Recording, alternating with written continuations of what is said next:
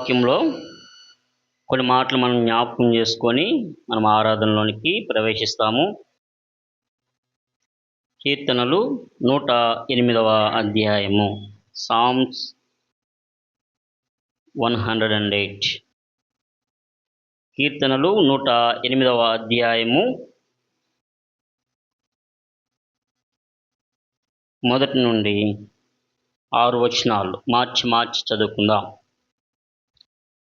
Psalms 108, 1-6. దేవా, నా హృదయము నిబ్బరముగానున్నది, నేను పాడుచు స్తుతిగానము చేసేదను, నా ఆత్మ పాడుచు గానము చేయును.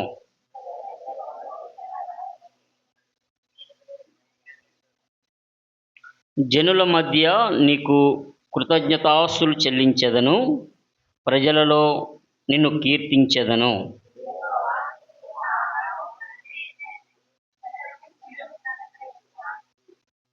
దేవా, ఆకాశము కంటే అత్యున్నతుడవుగా నిన్ను కనపరుచుకొనుము, నీ ప్రభావము సర్వభూమి మీద కనబడనిమ్ము.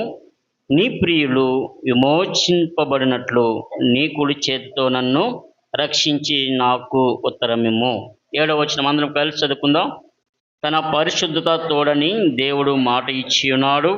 నేను ప్రహర్షించెదను, షెకెమును పంచిపెట్టేదను, సుక్కోతు లోయను కొలిపించెదను. దేవుడి యొక్క వాక్య భాగం దీవించును గాక. చిన్న ప్రార్థన చేసుకుందాం.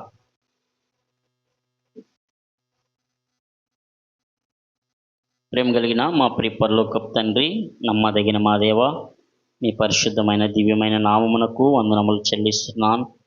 గత వారం అంతా కాచి కాపాడి మరి యొక్క ప్రభు దినాన్ని మా జీవితానికి అనుగ్రహించి ఆత్మతో సత్యముతో మిమ్మల్ని ఆరాధించడానికి మమ్మల్ని అందరినీ మందిరంలోనికి తీసుకొని వచ్చిన నీ ప్రేమను బట్టి వందనాలు. ఎవరైతే మిమ్మల్ని ప్రేమించి మీ ఇంటిని ప్రేమించి మీ మందిరం పట్ల భయభక్తులు కలిగి సకాలంలో వచ్చారో వారందరిని బట్టి స్తుతిస్తున్నాను. ఇంకెవరైతే మరి ఇంకా రావాల్సిన వారు ఉన్నారో వారిని కూడా క్షేమంగా త్వరపడి తీసుకుని రమ్మని ప్రార్థిస్తున్నాను. ఇప్పటి వరకు పాటలతో, సియోను గీతములతో మా గొంతెత్తి స్వరాలెత్తి మిమ్మల్ని గూర్చి మనసారగా హృదయమారగా గానము చేయడానికి ప్రార్థించడానికి మాకు ఇచ్చిన యొక్క ధన్యకరమైన సమయములను బట్టి మిమ్మల్ని స్తుతిస్తూ గణపరుస్తున్నాను. దగ్గర మా తండ్రి, మరి ఈ సమయంలో ఆరాధన వర్తమానం ద్వారా మీరు మాతో మాట్లాడండి. అయోగ్యులను అజ్ఞానిని నన్ను బలపరచండి. మీ యొక్క స్వరం మాత్రం విన్నట్లు మాకు సహాయపడండి. నన్ను బలపరిచి మీ స్వరము నాకు మా అందరికి కావలసిన మాటలను గ్రహించండి. నీ మాటల చేత మేము పురుకొల్పబడి ఆత్మతో సత్యముతో యథార్థముగా ఆరాధించుటకు మాకు సహాయపడుతురమ్మని యేసు ప్రభు వారి దివ్యమైన నామమున స్తుతించి గణపరిచి ప్రార్థిస్తున్నాను తండ్రి, ఆమేన్.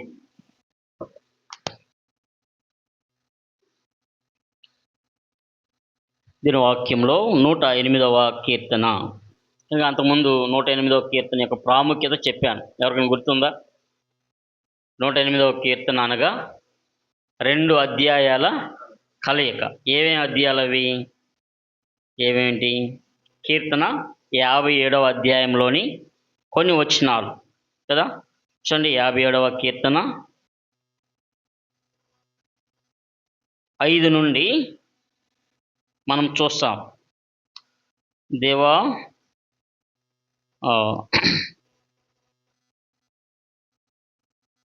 ఆకాశము కంటే అత్యున్నతుడవుగా కనపరుచుకొనుము. అవి కొన్ని మాటలు చూసుకొని అక్కడ కొన్ని వచనాలు 5వ వచనంలో ఉంటాయి.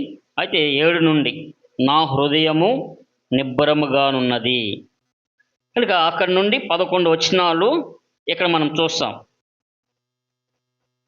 తర్వాత మిగిలిన వచనాలు 60వ అధ్యాయంలో మనం ఇక్కడ చూస్తాము. 5 నుండి 12 వచనాలు నీ ప్రియులు విమోచింపబడినట్లు అని మనం ఇక్కడ చూస్తాం. 6వ అధ్యాయంలో సగం నుండి ఉంటుంది కదా. కనుక 5-6 వచనాలు అంటే 5వ వచనం వరకేమో 57వ కీర్తనలోను, 6 నుండి 13, 60వ కీర్తనలో మనం చూస్తాం. 2 అధ్యాయముల మిశ్రమం. కనుక ఇక్కడ అంటున్నాడు భక్తుడు, దేవా, నా హృదయము నిబ్బరముగానున్నది. నేను పాడుచు స్తుతిగానము చేసేదను. అంటే దావీదు ఎన్నో శ్రమల్లో, బాధల్లో, ఇబ్బందుల్లో ఉన్నప్పుడు 57వ కీర్తన పైన మనం చూస్తాం. 60వ కీర్తన పైన మనం చూస్తాం. 57వ కీర్తన ఏమో పైన ఏమని ఉంటుందంటే, దావీదు గుహలో నుండి పారిపోయినప్పుడు, సౌలు దగ్గర నుండి గుహలో నుండి పారిపోయినప్పుడు అంట. కనుక దావీదు సౌలు చేత తరమబడి ప్రాణ భయంతో ఉన్నప్పుడు ఆయన పలుకుతున్న మాట ఏంటి? మొదటి వచనము, దేవా నా హృదయము నిబ్బరముగా ఉన్నది. రెండవ వచనంలో అంటాడు, స్వరమండలమా సితారా మేలుకొనిడి. కనుక మూడవ వచనంలో అంటాడు, జనుల మధ్య నీకు కృతజ్ఞతాస్తులు చెల్లించెదను, ప్రజల్లో నిన్ను. కనుక దేవుణ్ణి గణపరుస్తున్నాడు, దేవుని ఆరాధిస్తున్నాడు, దేవుని మహిమపరుస్తున్నాడు. మన జీవితాల్లో కూడా పరిస్థితులు ఏవి ఏమైనప్పటికీ దావీదు వలె మనము ఆరాధించాలి, ఘనపరచాలి. అక్కడ అంటూ 7వ వచనంలో అంటున్న మాట ఏంటంటే, తన పరిశుద్ధత తోడని దేవుడు మాట ఇచ్చి ఉన్నాడు, నేను ప్రహర్షించెదను, షెకెమును పంచిపెట్టెదను. షెకెమును పంచిపెట్టెదను. అంతకుముందు వారము మనం ఏం చూసాము? 8వ వచనంలో గిలాదు చూసాం కదా. గిలాదు యొక్క అనుభవాలు మనం కొన్ని చూస్తూ వచ్చాం, ప్రభుని ఆరాధించాం. ఈరోజు షెకెము యొక్క అనుభవాలు ఒక 4 చూసుకొని మనము ఆరాధనలోనికి ప్రవేశిస్తాం. కనుక షెకెము అనగా దేవుని గ్రంథంలో ఒక ప్రదేశము. కనుక షెకెములో చాలా అనుభవాలు ఉన్నాయి. షెకెము ఆ రోజుల్లో చాలా అక్కడ దేవుణ్ణి ఆరాధించేవారు. షెకెములో చాలా సంవత్సరాలు కొంతమంది పరిపాలన చేశారు. షెకెము యొక్క అనుభవాలు బైబిల్లో చూస్తే చాలా ఉన్నాయి. కానీ కొన్ని మాటలు మనము జ్ఞాపకం చేసుకుంటాం. కనుక ఆ కొన్ని మాటలను బట్టి ప్రభుని ఆరాధిస్తాం. మొట్టమొదటిగా చూడండి, ఆదికాండము 12వ అధ్యాయము 6-7 వచనాలు. Genesis chapter 12 verse 6 and 7. అప్పుడు అబ్రహాము షెకెము నందలి యొక్క స్థలము దాకా ఆ దేశ సంచారము చేసి మోరే దగ్గరనున్న సింధూర వృక్షం వద్దకు చేరెను. అప్పుడు కనానీయులు ఆ దేశంలో నివసించిరి. యెహోవా అబ్రహామునకు ప్రత్యక్షమై, నీ సంతానమునకు ఈ దేశమునిచ్చెదనని చెప్పగా, అతడు తనకు ప్రత్యక్షమైన యెహోవాకు ఒక బలిపీఠము కట్టెను. నాతో కలిసి చెప్పండి, అతడు తనకు ప్రత్యక్షమైన యెహోవాకు ఒక బలిపీఠమును కట్టెను. ఎక్కడ కట్టాడంట? షెకెములో కట్టాడు. ఇప్పుడు షెకెములో ఏముంది? బలిపీఠం. Shechem is a place of altar or a place of sacrifice. బలిపీఠము ఎందుకు కట్టారంటే దేవునికి ఏమర్పించడానికి? బలులు అర్పించడానికి. కనుక జీవులను తీసుకొచ్చి అవి సాక్రిఫైస్ చేస్తాయి, అంటే అక్కడ బలిని అర్పిస్తారు. కనుక షెకెము ఏం సూచిస్తుంది అని అంటే, షెకెములో ఏముంది? ఆల్టర్ అనగా బలిపీఠము ఉంది.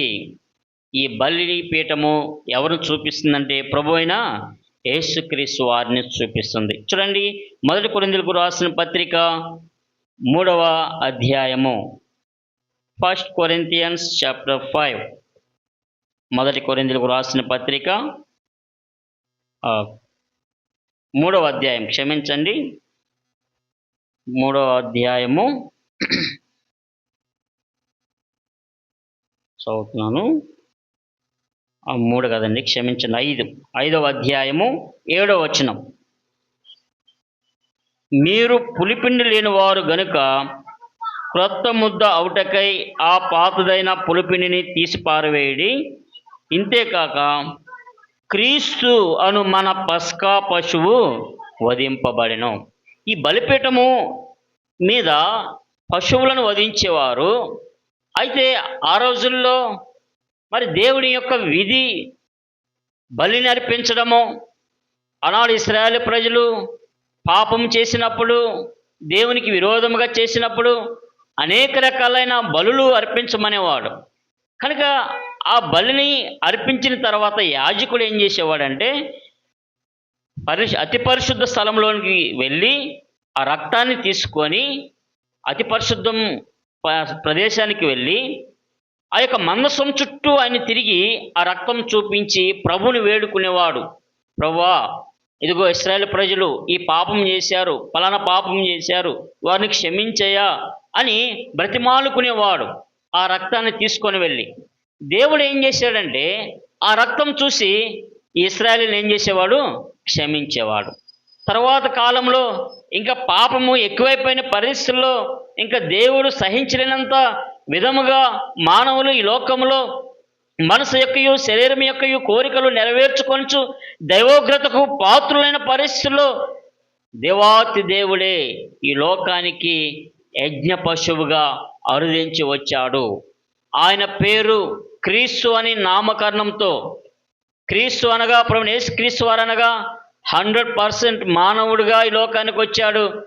ఆయన 100% దేవుడిగా ఆయన ఉన్నాడు. కనుక దేవాతి దేవుడే, పరిశుద్ధులైన దేవుడే తన మహిమను సింహాసనాన్ని విడిచిపెట్టి లోకరక్షకుడిగా, జగద్రక్షకుడిగా, లోక పాప భారమును మోసుకొని పోయే దేవుని గొర్రెపిల్లగా పరమాత్ముని భూలోకానికి వరదించి వచ్చాడు. ఎందుకు అని అంటే మన పాపములను ఆయన మీద వేసుకొని ఆయన ఒక పస్కా పశువుగా, బలి పశువుగా, లోక పాప భారములన్నీ మోసుకొని పోయే దేవుని గొర్రెపిల్లగా ఆ యొక్క కలువరి శిలువ మీద ఆయన బలి అయ్యాడు. కనుక బలిపీఠము దేని చూపిస్తుందంటే బలిని చూపిస్తుంది. అది ఎవరి బలి అంటే ప్రభు అయిన యేసుక్రీస్తు వారి యొక్క బలి. కనుక మానవులమైన మనలను విడిపించడానికి పరమాత్ముడే బలి కావాల్సి వచ్చింది. ఎందుకండి ఆయనే బలి అయ్యాడు? ఎందుకు ఆయన బలి అయ్యాడు? ఇంకే ఎవరైనా బలి అవ్వచ్చు కదా అంటే కామ క్రోధ లోభ మోహ మద మత్సరము లేనివంటి పరిశుద్ధుడు ప్రభు అయిన యేసుక్రీస్తు వారు కనుక ఆయన బలి అవ్వడానికి ఇష్టపడ్డాడు. ఈ లోకంలో జన్మతః కర్మతః పాపులమైన మనల్ని విడిపించడానికి ఎవరు కూడా పరిశుద్ధులు లేరు. జన్మలో కర్మలో పాపం లేనటువంటి పవిత్రుడు ఎవరు కూడా లేరు. చాలామంది చాలా బ్రాహ్మణ్స్ కూడా ఈ సత్యాన్ని ఎరిగారు. వారి గ్రంథాల్లో ఉన్న సత్యాన్ని ఎవరు మన కొరకు బలి అయ్యారు, పవిత్రుడు ఎవరు బలి అయ్యాడు అని చూస్తే ఎక్కడ కూడా లేదు. ఆయన మాత్రమే బలి అయిన దేవుడు. ప్రియమైన దేవుని బిడ్డలారా, షెకెము అనగా a place of altar or a place of sacrifice. Shechem దేని చూపిస్తుందంటే బలిపీఠము. షెకెములో బలిపీఠం ఉంది. ఆ బలిపీఠము ప్రభువు యేసుక్రీస్తు వారి యొక్క బలిని చూపిస్తుంది. రెండవదిగా షెకెము. యెహోషువ గ్రంథము 20వ అధ్యాయము. యెహోషువ గ్రంథము 20వ అధ్యాయము మొదటి నుండి చదువుతున్నాను, గమనించండి.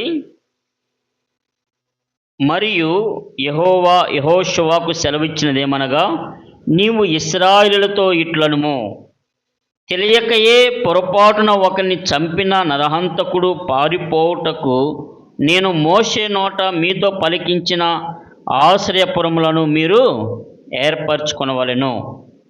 కనుక ఏం చేయమన్నాడు? ఏమి చేసుకోమన్నాడు? ఆశ్రయపురాలను ఏర్పరచుకోమన్నాడు. ఎందుకు ఆశ్రయపురాలంటే ఈ రోజుల్లో పోలీస్ స్టేషన్స్ ఉన్నాయి కదా, ఆ రీతిగా అనమాట.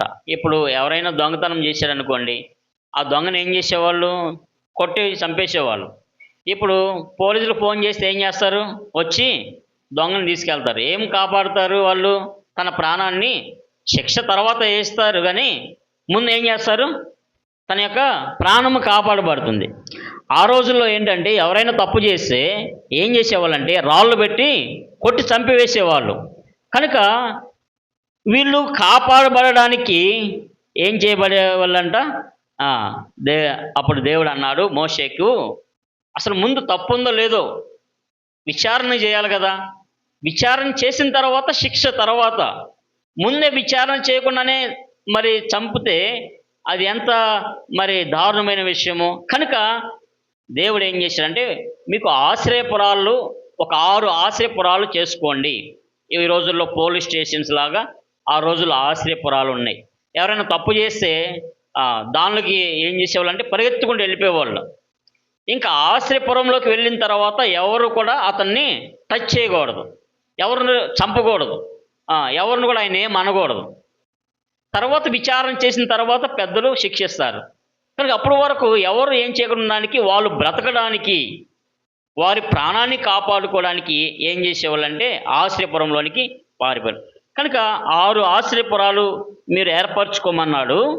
ఆ 6 ఆశ్రయపురాలు ఎక్కడెక్కడ ఉన్నాయంటే చూడండి, 7వ వచనంలో అప్పుడు వారు నఫ్తాలీయుల మన్యంలోని గలియలోని కెదేషును, ఎఫ్రాయిము మన్యమందలి షెకెము. కనుక ఎక్కడెక్కడ ఉన్నాయో ఇక్కడ రాస్తూ వచ్చాడు. ఒకటేమో ఎక్కడుందంట, కెదేష్లో ఉంది. రెండోది ఎక్కడుందంట, షెకెంలో ఉంది. మూడోది ఎక్కడుందంట, హెబ్రోన్లో ఉంది. ఇలాగా 6 ఏముంచారు, ఆశ్రయపురాలు ఉంచారు.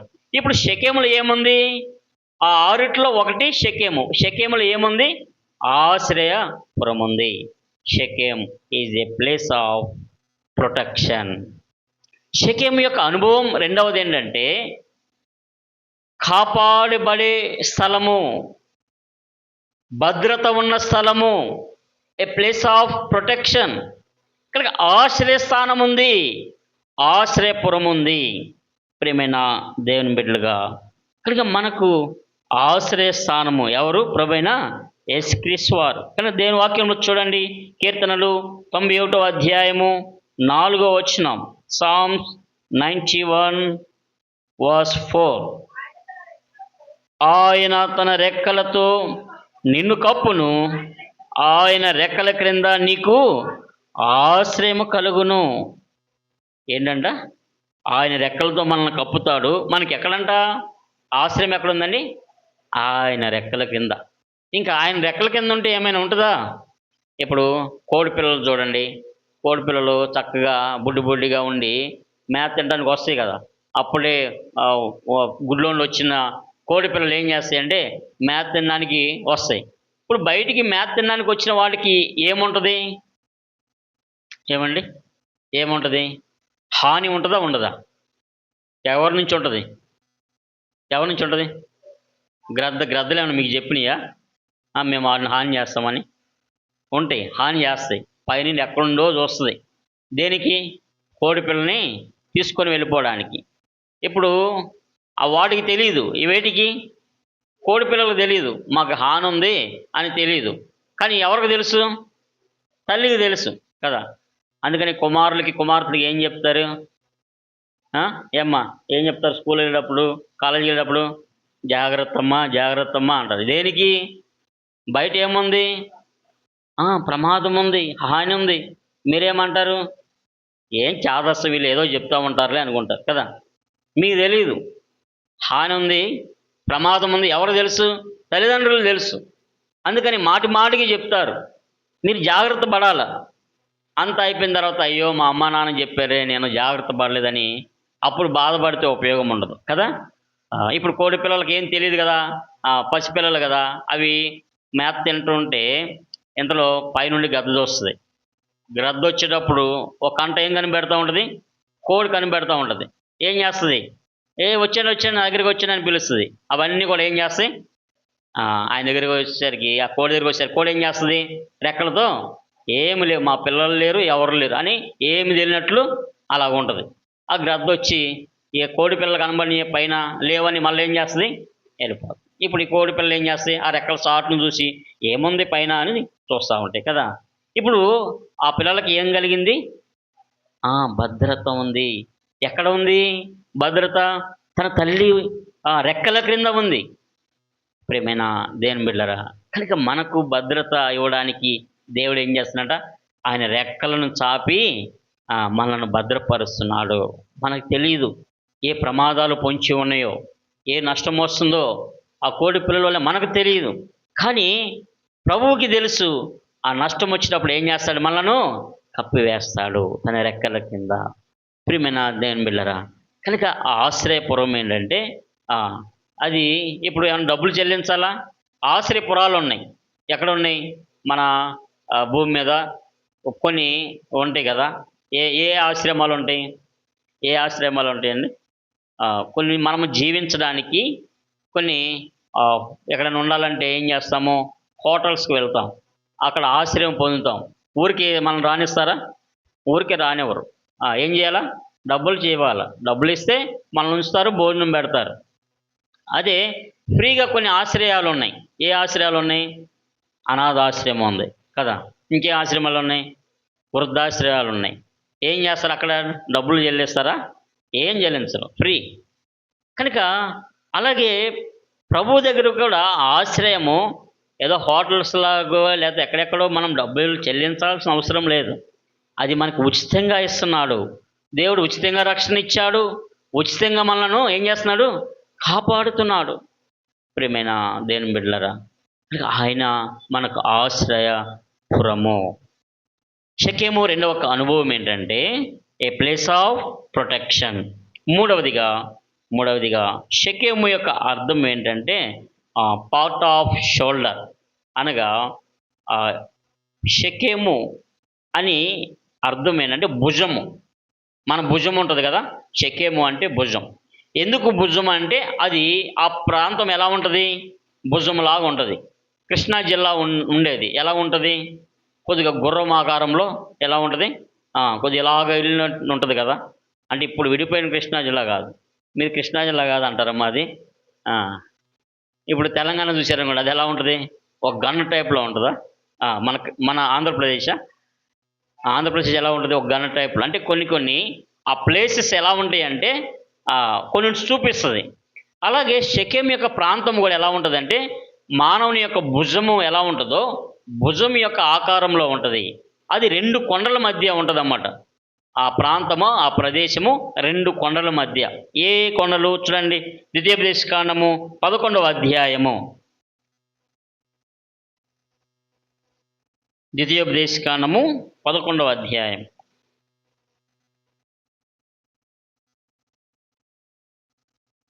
29వ వచనం. కాబట్టి నీవు స్వాధీనపరచుకొనబోవు దేశమున నీ దేవుడైన యెహోవా నిన్ను చేర్చిన తరువాత గెరీజీమను కొండ మీద ఆ దీవెన వచనము, ఏబాలు కొండ మీద ఆ శాపవచనము ప్రకటింపవలెను. కనుక షెకెము యొక్క భౌగోళికంగా ఏ కొండల మధ్య ఉందంటే 2 కొండల మధ్య. ఆ 2 కొండల పేర్లు ఇక్కడ ఉన్నాయి. ఒకటి ఎక్కడ ఉందంటే ఒక కొండ పేరు గెరీజీము, రెండవ కొండ పేరు ఏబాలు కొండ. కనుక 2 కొండల మధ్య ఉన్న ప్రాంతమే షెకెము భౌగోళికంగా. ఆ ప్రాంతం ఎలా ఉంటుందంటే భుజం ఆకారంలో ఉంటుంది. ఇప్పుడు ఒక కొండ మీద ఏముంది? శాపం ఉంది. ఇంకో కొండ మీద ఏముంది? అక్కడ ఏముంది? అక్కడ ఒక కొండ మీద శాపము ఏబాలు కొండ మీద ఉంది. ఆ రెండవది గెరిజిం కొండ మీద ఏముంది? దీవెన ఉంది, ఆశీర్వాదం ఉంది.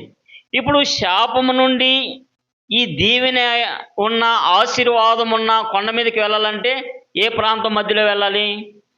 షెకెము మీద నుండి వెళ్ళాలి. ఇప్పుడు షెకెము మీద నుండి వెళ్ళాలంటే షెకెము భరిస్తుంది. భుజము అనగా అర్థం ఏంటి? భుజం అనగా ఏంటి? అర్థం ఏంటి? భుజము భరించేది. కనుక సంఖ్యాకాండంలో అనుకుంటా చూడండి, సంఖ్యాకాండము నిర్గమకాండము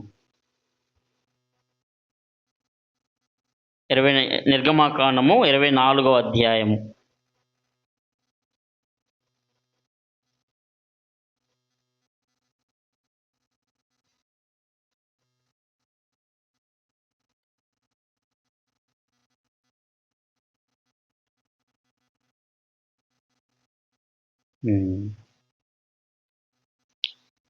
నాలుగు కాదనుకుంటా. ఒక చోట ఏమని ఉంటుందంటే ఇశ్రాయేల్ పేర్లన్నీ రాసి ఆయన భుజం మీద ధరించుకునేవాడు. ఎవరు? యాజకుడైన అహరోను. కనుక అహరోను భుజం మీద అవన్నీ మోసి భరించేవాడు. కనుక భుజం మీద పేర్లన్నీ ఉండేవన్నమాట. వాటి మీద వ్రాసి ఆయన ఏఫోదు గురించి వ్రాస్తూ అక్కడ ఎక్కడ మరి ఏమనుంది అక్కడ చదువు.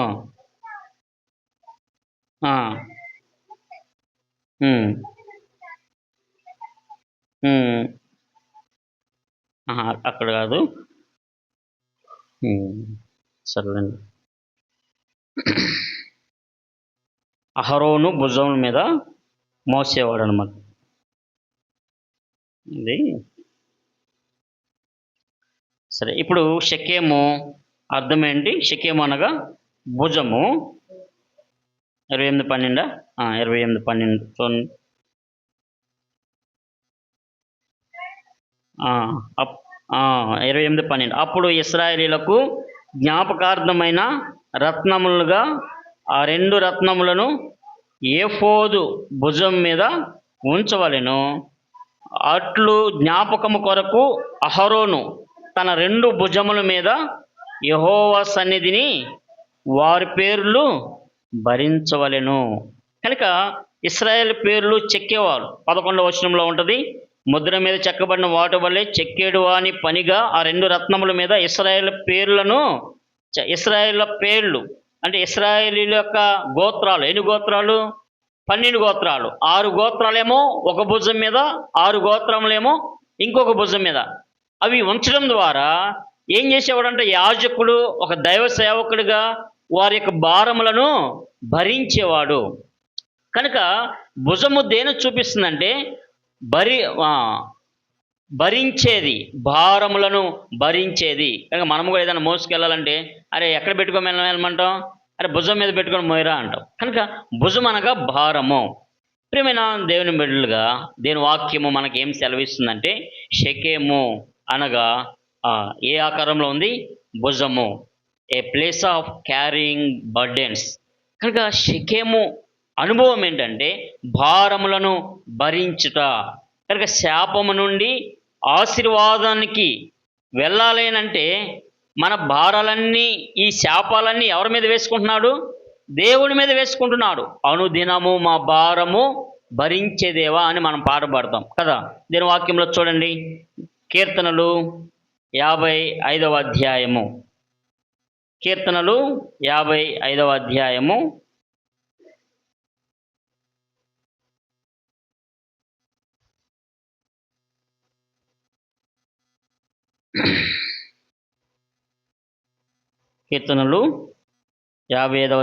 22వ వచనం. నీ భారము యెహోవా మీద మోపము, ఆయన నిన్ను. కనుక మన భారములు భరించే దేవుడు. 68వ కీర్తన 19వ వచనం. 68:19 ప్రభువు స్తుతి నందును గాక, అనుదినము ఆయన మా భారము. కనుక మన భారాలన్నీ భరించే దేవుడు ప్రభువైన యేసుక్రీస్తు వారు. ప్రియమైన నీ భారము ఆయన మీద వేయి. కనుక ఆయనే అంటున్నాడు, మీ భారములు ఆయన మీద మోపము. కనుక ఆయనే మన భారాలు భరించే దేవుడు, అనుదినము భరిస్తాడు. భుజము దేని చూపిస్తుందంటే భారములను భరించుట. ప్రియమైన దేవుని బిడ్డముగా మన భారాలు, ప్రయాసపడి భారం మోచున్న సమస్త జనులారా నా యొద్దకు రండి.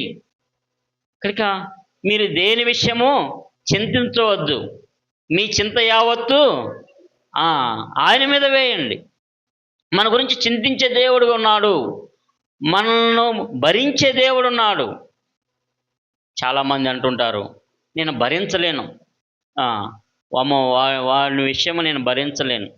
కుమార్తె విషయంలో కానీ, కుమారుడు విషయంలో కానీ తల్లిదండ్రులు అంటారు, చాలా భరించి ఇక నేను భరించలేను అంటారు కదా. కానీ మన దేవుడు అలాంటి దేవుడు కాదు. మన భారాలన్నీ ఏం చేస్తున్నట్టు ఆయన భరిస్తున్నాడు. చివరిగా 4వదిగా షెకెము యొక్క అనుభవం మనం చూస్తున్నాం. యెహోషువ గ్రంథము 24వ అధ్యాయము 32వ వచనం. షెకెము అనగా ఇశ్రాయేలీయులు 24:32 ఇశ్రాయేలీయులు ఐగుప్తులో నుండి తెచ్చిన యోసేపు ఎముకలను షెకెములో అనగా యాకోబు 100 వరహాలకు షెకెము తండ్రి అయిన హమోరు కుమారుల యొద్ద కొనిన చేని భాగములో వారు పాతిపెట్టిరి. అవి యోసేపు పుత్రులకు ఒక స్వాస్యము. ఇప్పుడు ఈ మాట ఎందుకు చదివిస్తున్నానంటే యోసేపు ఎముకలు ఎక్కడ పాతి పెట్టారంట? షెకెములో పాతి పెట్టారు. యోసేపు ఎక్కడ చనిపోయాడు? ఎక్కడ చనిపోయాడు? యోసేపు ఎక్కడ రాజుగా ఉన్నాడు, ప్రధానమంత్రిగా ఉన్నాడు? ఎక్కడున్నాడు? ఐగుప్తు దేశంలో ఉన్నాడు. చూడండి, ఆది కాండము చివరి అధ్యాయము. ఆది కాండము చివరి అధ్యాయము అనగా 50వ అధ్యాయము 25వ వచనం. ఆది కాండము. మరియు యోసేపు, దేవుడు నిశ్చయముగా మిమ్మును చూడవచ్చును, అప్పుడు మీరు నా ఎముకలను ఇక్కడి నుండి తీసుకొని పోవాలని చెప్పి ఇశ్రాయేలు కుమారుల చేత ప్రమాణము చేయించుకొనెను. 24వ వచనంలో 24, యోసేపు తన సహోదరులను చూచి, నేను చనిపోవచ్చున్నాను, దేవుడు నిశ్చయముగా మిమ్మల్ని చూడవచ్చి ఈ దేశముల నుండి తాను అబ్రహాము, ఇస్సాకు, యాకోబులతో ప్రమాణము చేసి ఇచ్చిన దేశమునకు. మీకు అర్థమైందా ఇక్కడ మాట? ఆయన చనిపోయేటప్పుడు ఏమంటున్నాడంటే, వాస్తవానికి ఐగుప్తు దేశంలో రాజు, ప్రధానమంత్రిగా ఉన్నాడు. ఆయన చివరి దశలో ఉన్నప్పుడు తన సహోదరుని పిలిచి ఓ మాట అంటున్నాడు. ఏమని అంటున్నాడు? దేవుడు నిశ్చయముగా మిమ్ములను తీసుకొని వెళ్ళి ఎక్కడ ఉంచుతాడు? దేశాన్ని ఇస్తాడు. ఆ దేశం ఏ దేశము? కనాను దేశం. అబ్రహాము, ఇస్సాకు, యాకోబులతో ప్రమాణం చేసిన దేశం. దేవుడు ఎప్పుడో ఎన్నో సంవత్సరాల కిందట ప్రమాణం చేసిన దాన్ని జ్ఞాపకం చేసుకుంటున్నాడు. యోసేపు, నేను ఇక్కడ ప్రధానమంత్రి అయినప్పటికీ నన్ను ఇక్కడ పాతి పెట్టొద్దు, ఇది మన దేశము కాదు, మన వాగ్దాన దేశం ఒకటి ఉంది, దేవుడు ఇస్తానన్నాడు, మీరు నిశ్చయముగా మిమ్మల్ని తీసుకొని వెళ్తాడు, ఎప్పటికైనా తీసుకొని వెళ్తాడు. అప్పుడు నన్ను అక్కడ ఆ దేశంలో పాతి పెట్టండి. చూడండి ఎంత విశ్వాసంతో చెప్తున్నాడు. ఎన్నో సంవత్సరాల కిందట దేవుడు తన యొక్క పితరులతో చెప్పాడు. అప్పుడు ఈ మాట అంటున్నాడు.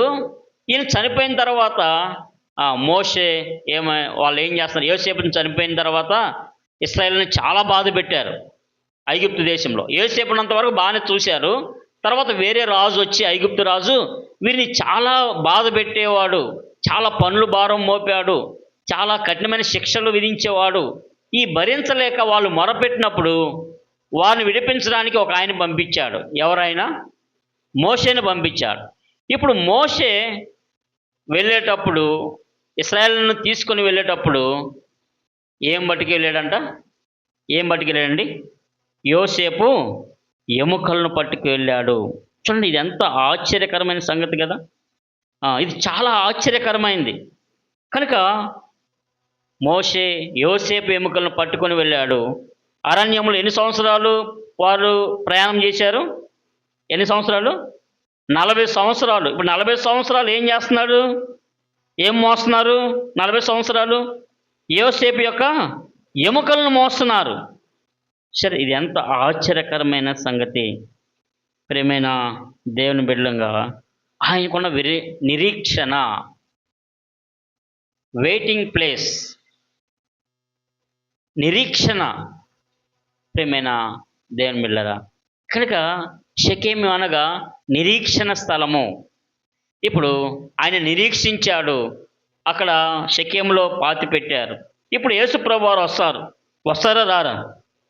యేసుప్రభు వారు ఒకరోజు వస్తాడు. ఇప్పుడు యోసేపు ఎక్కడి నుంచి లేస్తాడు? ఆర్భాటముతో, ప్రధాన బూర శబ్దంతో, దేవుని బూరతో ప్రభువు రాబోతున్నాడు. మొదట ఎవరు లేస్తారంట? మొదట ఎవరు లేస్తారు తెలుసా? తెలుసా? మీకు తెలుసా? చూడండి, మొదటి తెస్సలోనికీయులకు రాసిన పత్రిక 4వ అధ్యాయము 16వ వచనం. 16, ఆర్భాటముతోనూ, ప్రధాన దూత శబ్దంతోనూ, దేవుని బూరతోనూ పరలోకం నుండి ప్రభు దిగి వచ్చును. క్రీస్తునందుండి మృతులైన వారు మొదట లేస్తారు. ఆ మీదట సజీవులమై నిలిచియుండు మనము వారితో కూడా ఏకముగా ప్రభువుని ఎదుర్కొనుటకు ఆకాశ మండలమునకు మేఘముల మీద కొనబడదాము. కాగా మనము సదాకాలము ప్రభువుతో కూడా, ఇది ఎంత ఆశ్చర్యం కదా. ఇప్పుడు ఆర్భాటముతో, ప్రధాన దూత శబ్దముతో, దేవుని బోరతో పరలోకంలో ఎవరు వస్తున్నారంట? ప్రభువైన యేసుక్రీస్తు వాళ్ళు వస్తున్నారు. అదే ఎన్నో రాకడ? అది రెండవ రాకడ. మధ్యాకాశానికి వస్తారంట. ఇప్పుడు దేవుడు మధ్యాకాశానికి వచ్చినప్పుడు మొదట ఎవరు లేస్తారు? ఎవరు లేస్తారు? క్రీస్తునందు ఎవరు మృతి పొందారో. ఇప్పుడు యోసేపు గారు ఎక్కడ లేస్తాడు? ఐగుప్తుని లేస్తాడా? ఎక్కడ లేస్తాడు? షెకెంలో నుండి ఎందుకు లేస్తాడు? షెకెంలో నుండి ఎందుకు లేస్తాడు? ఆయన ఎక్కడ బాధ పెట్టారు ఆయన? మనము బ్రతికుంటే వెళ్ళిపోతాం. ఒకవేళ మనం మరణించామనుకోండి, మనం ఎక్కడ లేస్తాం? మనల్ని ఎక్కడ బాధ పెడితే, ఎంత గ్రానైట్ రాయి వేసినా, అర్థమైందా? ఎంత టైల్స్ వేసినా, ఎంత ప్లాస్టింగ్ సిమెంట్తో కాంక్రీట్ వేసినా ఏం చేస్తాం? కాంక్రీట్ ఏమైపోద్ది? లోపల నుండి ఒక గుద్ది పగలగొట్టి వెళ్ళిపోతాం కదా. ఎక్కడికి వెళ్తాం? అది క్రైస్తవుని యొక్క నిరీక్షణ. మొదట మృతి పొందిన వారు ఏమండి ఆ ఎముకలు ఉన్నాయో లేవో అంటే ఆ టైంకి వచ్చేస్తుంది. ఆ ఎక్కడెక్కడ ఎముకలు ఉన్నా ఏమున్నా అవన్నీ ఏమవుతాయి అంట? యెహెజ్కేలు గ్రంథంలో ఆయన యొక్క కాలు ఆనుకోగానే ఏమైంది? అన్ని ఎముకలు మహాసైన్యంగా, అక్కడ సైన్యం చాలామంది చనిపోయి ఉన్నారు. సైన్యము ఎముకలే ఉన్నాయి. చాలా రోజులు అయింది, ఎముకలే ఉన్నాయి. ఆయన తగలగానే ఏమైనాయి అంట? ఎముకలన్నీ మహాసైన్యమై నిలిచినాయి అంట.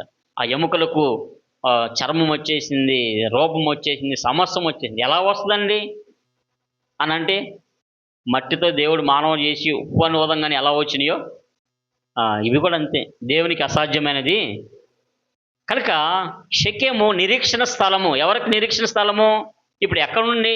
షెకెములో ఉండి నిరీక్షిస్తున్నాడు దేవుడు రాకడ కొరకు. ఎవరు నిరీక్షిస్తున్నారు? యోసేపు నిరీక్షిస్తున్నాడు. దేని కొరకు నిరీక్షిస్తున్నాడు? ఇప్పుడు మనకున్న భాగ్యం ఏంటంటే, చూడండి, హెబ్రీయులకు రాసిన పత్రిక 11వ అధ్యాయము 22వ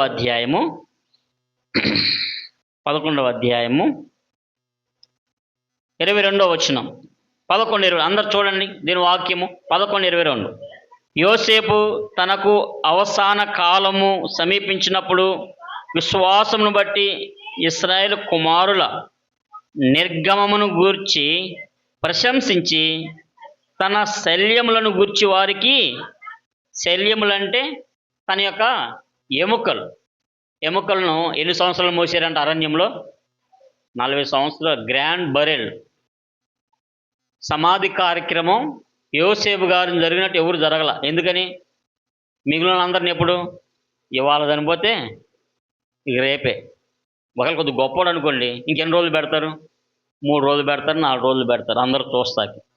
ఇంకంతకు మించి హోరం పెడతారేమో. కానీ యోసేపు గారిని ఎన్ని రోజులు మోసారు? 40 సంవత్సరాల కంటే ముందు భద్రపరిచారు. వాళ్ళు ఐగుప్తు నుండి బయలుదేరక ముందు యోసేపు ఎముకలను దాచిపెట్టారు. ఈ నిర్గమకాండం చదివితే మనకు అర్థమవుద్ది. యోసేపు ఎముకలను మోసే పట్టుకొని అని వ్రాసి ఉంది. కనుక అంతకుముందు వరకు దాచిపెట్టారు. అప్పుడు ఫరో దగ్గర నుండి వీళ్ళు బయలుదేరి వెళ్ళేటప్పుడు యోసేపు ఎముకలను పట్టుకొని అని రాసిపెట్టాడు దేవుని వాక్యంలో. 40 సంవత్సరాలు బరేలు కార్యక్రమం, 40 సంవత్సరాలు తిరుగుతూనే మోస్తూనే ఉన్నారు యోసేపును. ఇప్పుడు షెకెంలో పాతి పెట్టారు. చూడండి చివరి వచనం 11వ అధ్యాయము హెబ్రీయులకు రాసిన పత్రిక చివరి వచనం 39-40 వచనం. అందరం కలిసి చదువుదాం. వీరందరూ తమ విశ్వాసము ద్వారా సాక్ష్యము పొందిన వారైనను మనము లేకుండా సంపూర్ణులు కాకుండా నిమిత్తము దేవుడు మన కొరకు మరి శ్రేష్టమైన దానిని ముందుగా సిద్ధపరిచెను గనుక వీరు వాగ్దాన ఫలము అనుభవింపలేదు. మీకు అర్థమైందా? వాగ్దాన ఫలము ఏమని? వాగ్దాన ఫలము దేవుడు ఒక వాగ్దాన ఫలము అనుభవించారు. ఏంటి? మీకు కనాను దేశం ఇస్తా అన్నాడు. దేవుడు వారికి ఇంకోటి వాగ్దానం చేశాడు. ఏమని? మీకు స్థలము సిద్ధపరచ, అంటే దేవుని రాజ్యము ఒకటి ఉంది. ఇప్పుడు దేవుని రాజ్యంలో ఎవరు లేరంట? వీరందరూ లేరు. ఇదిగో చూడండి 11వ వచనంలో ఇక్కడ 4వ వచనం నుండి ఉంటుంది, హేబేలు దగ్గర నుండి ఉంటుంది. అంటే హేబేలు ముందు ఆదాము ఉన్నాడు. ఆదాము నుండి ఇప్పుడు వరకు అబ్రహాము కానీ, దావీదు కానీ, యేస్కేలు కానీ, యెషయా కానీ, యోసేపు కానీ, ఈ భక్తులందరూ ఉన్నారే, వారు వాగ్దాన ఫలం అనుభవించలేదంట. ఏ వాగ్దాన ఫలము? వాళ్ళు ఎక్కడ లేరు? దేవుని రాజ్యం లేరు. వారికి పరదేశ్ అని ఒకటి ఉందంట. ఆ పరదేశం అనే ప్రాంతంలోనే ఉన్నారు వాళ్ళు, దేవుని రాజ్యంలో లేరు. ఇక్కడ ఏమని రాసి పెట్టాడు? మనము లేకుండా ఏం ఏం మనము లేకుండా ఏమనుంది? సంపూర్ణులు కాకుండా. ఇప్పుడు మనము కూడా ఉంటే ఏమవుతుంది అది? దేవుని రాజ్యము. ఇప్పుడు మనము లేము కాబట్టి ఇప్పుడు వారిని తీసుకొని వెళ్ళలేదు. వారు వాగ్దాన ఫలము చూసారా? దేవుడు మనకి ఎంతో గొప్ప ఆధిక్యత ఇచ్చాడో. దేవుడు అన్నాడు వారితో ఒక్క మాటలో చెప్పాలంటే, బాబు మీరు కాసేపు అట్లా ఉండండి, వీళ్ళు కూడా వస్తారు, నేను రక్షించుకున్నా, వాళ్ళు వచ్చాక మీ అందరు ఎక్కడ ఉంటారు? దేవుని రాజ్యంలో. చూసారా ఎంత గొప్ప ఆధిక్యత ఇచ్చాడో దేవుడు మనకు. కనుక ఆయన మనకు స్వాస్యాన్ని ఇవ్వబోతున్నాడు, దేవుని రాజ్యాన్ని ఇవ్వబోతున్నాడు. ఆయనే మనకు స్వాస్యం అంటాడు. ఎవరు? కీర్తనకారుడు. కీర్తన 16 ముగించుకుంటాం. ఈ మాట చదువుకొని మనము ఆరాధనలోనికి ప్రవేశిస్తాం. కీర్తన 16, కీర్తనలు 16 5-6 వచనాలు. 5-6 వచనాలు అందరం కలిసి చదువుకుందాం. కీర్తన 16 5-6 వచనాలు, 458వ పేజీ, 458వ పేజీ. యెహోవా నా స్వాస్య భాగము, నా పానీయ భాగము, నీవే నా భాగమును కాపాడుచున్నావు. మనోహర స్థలములలో నాకు పాలు ప్రాప్తించెను, శ్రేష్టమైన స్వాస్యము నాకు కలిగెను. శ్రేష్టమైన స్వాస్యము నాకు కనుక ఈ స్వాస్యాన్ని మనకి ఇవ్వబోతున్నాడు. షెకెం అనగా వెయిటింగ్ ప్లేస్, నిరీక్షణ స్థలము. 4వది ఏంటి నిరీక్షణ స్థలం అంటే? యోసేపు నిరీక్షిస్తున్నాడు అక్కడుండి, ఎముకలుగా ఉండి, జీవం లేనివాడుగా ఉండి, యేసుప్రభు వారి యొక్క రాకడ కొరకు నిరీక్షిస్తున్నాడు. ఇప్పుడు యేసుప్రభు వారు వచ్చినప్పుడు ఏం చేస్తారంటే అక్కడ నుండి షెకెము నుండి లేపబడతాడు, ఎత్తబడతాడు యోసేపు. అలాగే మనము కూడా మరణిస్తే ఎత్తబడతాము, లేకపోతే సజీవులమై మనము దేవుణ్ణి ఎదుర్కొంటాం మధ్య ఆకాశంలో. ప్రభుతో సదాకాలము దేవుని రాజ్యంలో ఉంటాం. నిరీక్షణ స్థలము. మనం కూడా నిరీక్షిస్తున్నాం ప్రభు రాకడ కొరకు. కనుక షెకెము యొక్క 4 అనుభవాలు చాలా ఉన్నాయి, కానీ మనం చూడలేదు. షెకెము అనగా 4 అనుభవాలు. Number 1, Shechem is a place of altar. షెకెములో బలిపీఠం ఉంది. బలిపీఠం ఎవరి బలిని చూపిస్తుంది? ప్రభు అయిన యేసుక్రీస్తు వారి యొక్క బలిని చూపిస్తుంది. కనుక ప్రియమైన దేవుని బిడ్డలారా, ఇంకెవరైనా రక్షణ పొందకపోతే రండి. నేను ఒకసారి చెప్పాను, ఒక వార్డ్ చదివాను, ఆటో వెనకాల రాస్తుందని. ఏమనుందంటే బలిని కోరే దేవతలను వదిలిపెట్టి బలి అయిన యేసు ప్రభు దగ్గరికి రండి. అర్థమైందా? బలి కోరే దేవతలను వదిలిపెట్టి మీ కొరకు బలి అయిన యేసు ప్రభు దగ్గరికి రండి. మీ కొరకు బలి అయ్యాడు. మీ పాప భారములను, మన పాప భారములను ఆయన భరించాడు. లోకంలో ఉన్న మానవుల యొక్క పాప ప్రాచితార్థమై, లోక కళ్యాణార్థమై, లోకంలో ఉన్న మానవుల యొక్క పాపములను పరిహరించుట కొరకై ప్రభువు యేసుక్రీస్తు వారు దరిదాపు 2025 సంవత్సరాల కిందట ఆ కల్వరి కొండ మీద, కల్వరి శిలువలో ఆయన బలి అయ్యాడు. ఆయన యందు విశ్వాసం ఉంచితే చాలు. ఒక చిన్న మాట, ప్రభువా నేను పాపిని, నన్ను కరుణించంటే మన పాపములను కరుణించి ఆయన రాజ్యంలో చేర్చుకుంటాడు. కనుక ఇంట్లోకి వెళ్ళాలంటే ఏం కడుక్కుంటాం? కాళ్ళు కడుక్కుంటాం. భోజనం చేయాలంటే ఏం కడుక్కుంటాం? చేతులు కడుక్కుంటాం. దేవుని రాజ్యంలోనికి వెళ్ళాలంటే ఏం కడుక్కోవాలి? హృదయం కడుక్కోవాలి. కనుక హృదయ శుద్ధి గల వారు ధన్యులు, వారు దేవుని చూచేదారు. అంటే దేవుని రాజ్యంలోనికి వాళ్ళు ప్రవేశించి దేవుని చూస్తారు. నీవు దేవుని రాజ్యంలోనికి ప్రవేశం కావాలంటే నీ హృదయం ఏం చేయబడాలా? కడగబడి. ఎవరి ద్వారా కడగబడుద్దంటే లోకంలో ఏమి చేసినా కడగబడదు, ఎక్కడ కూడా కడగబడదు. ఒకే ఒకటి పరిశుద్ధమైన రక్తము కావాలి. ఆ పరిశుద్ధ రక్తం ఎవరి దగ్గర ఉంది? ప్రభువైన యేసుక్రీస్తు వారి దగ్గర ఉంది. రండి, ఆయన దగ్గరికి రండి. ఆయన దగ్గర మీ పాపములు కడుక్కోండి. దేవుని రాజ్యంలో, స్వర్గరాజ్యంలో, వైకుంఠపురంలో, మోక్షపురంలో మీకు స్థానముని కల్పించుకోండి. మొట్టమొదటిగా Shechem, a place of altar. షెకెంలో బలిపీఠం ఉంది, ప్రభువైన యేసుక్రీస్తు వారికి బలిని చూపిస్తుంది. Second one, Shechem a place of protection. Shechem అనగా ఆశ్రయపురం ఉంది. దేవాతి దేవుడే మనకు ఆశ్రయపురము, మనకు ఆశ్రయ స్థానము అనే రెక్కల కింద మనల్ని ఆశ్రమిస్తున్నాడు. ఈరోజు మనము మన పిల్లలు ఈ రీతిగా సజీవులుగా ఉన్నామంటే ఆయన తన రెక్కల కింద మనల్ని భద్రపరిచాడు. మూడవదిగా షెకెము అనగా part of shoulder. Shechem place of carrying burdens అనగా మన యొక్క భారములను భారములు భరించే స్థలం. అది భుజము షెకెము కనుక ఆయనే అనుదినము మన భారములను భరిస్తున్నాడు. మన భారములను భరించే దేవుడు ఆయన. అందుకు ప్రభుని ఆరాధిస్తాం. ఆ షెకెం వెయిటింగ్ ప్లేస్, నిరీక్షణ స్థలము. యోసేపు ఏ రీతిగా అయితే షెకెంలో పాతి పెట్టబడి అక్కడి నుండి తిరిగి లేస్తాడో, అక్కడ నుండి ఎదురు చూస్తున్నాడో దేవుని రాకడ కొరకై, మనము కూడా మన స్వాస్యము కొరకు, దేవుని రాజ్యము కొరకు, దేవుని యొక్క రాకడ కొరకు మనము ఎదురు చూస్తున్నాం. ఆయన వచ్చినప్పుడు సదాకాలం ఆయనతో పాటు మనము ఉంటాం. దేవుడి యొక్క మాటలను దీవించినగాక. అందరు తలలో ఉంచండి, ప్రభుని ఆరాధిస్తాం. ఒక సమయం అయింది, మనము